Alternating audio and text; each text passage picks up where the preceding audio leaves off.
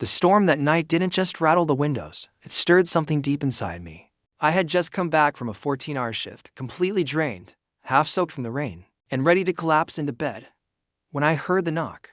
Soft at first, then again, a little more urgent this time.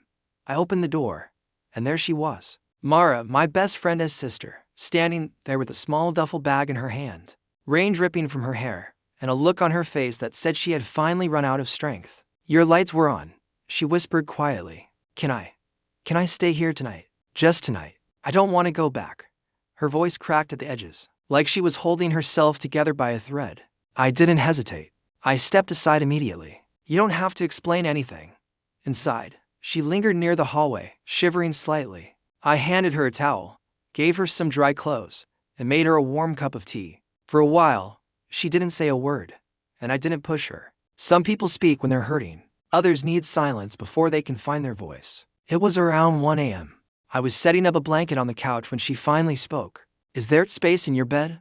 Her voice was soft, careful, almost afraid. I paused, not because of what she asked, but because of what I heard underneath it. The fear of being too much. The fear of not being wanted.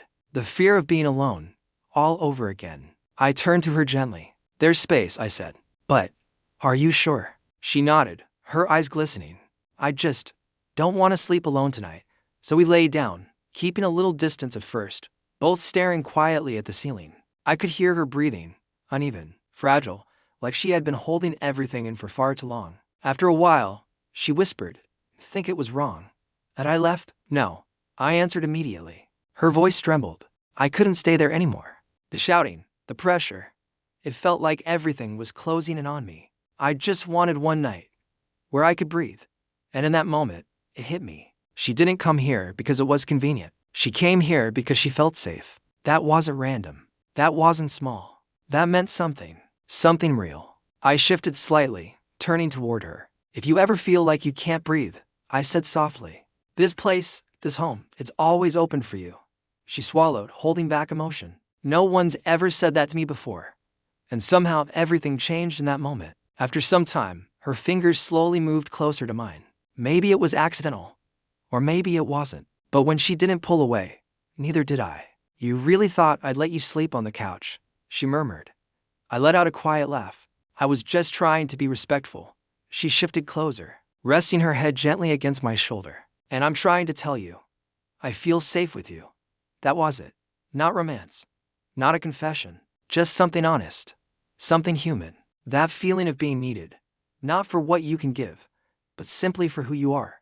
There's nothing more powerful than that. Time passed in a calm, comfortable silence. Then she asked something that stayed with me. Is there space in your bed tomorrow night too? My heartbeat slowed, but grew heavier. Tomorrow night? I repeated softly. She hesitated. And maybe the night after that.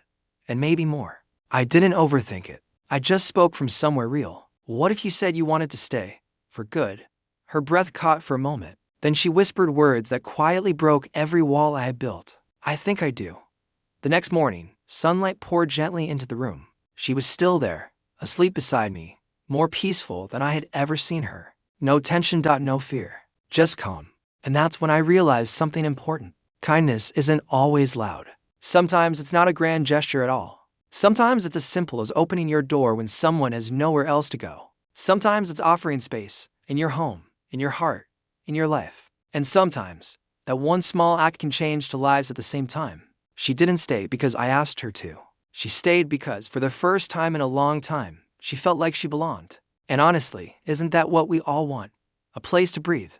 A place to rest. A place where we're accepted quietly, gently, without conditions. Sometimes, one night of kindness becomes the beginning of everything.